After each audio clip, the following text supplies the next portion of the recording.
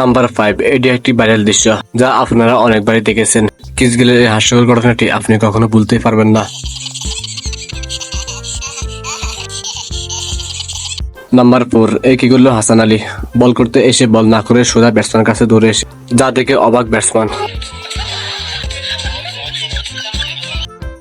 Number 3, সাংবাদিক report করছিল, এমন সময় তামিম এসে পিছন থেকে মাথা দেয় টোকা।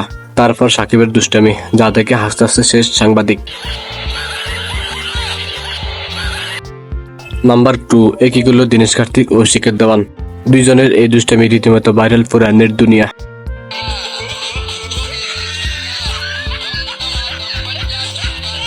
নাম্বার 1, বাংলাদেশ বনাম জিম্বাবু শেষ টি-20 সিরিজে ঘটেছে এমন ঘটনা।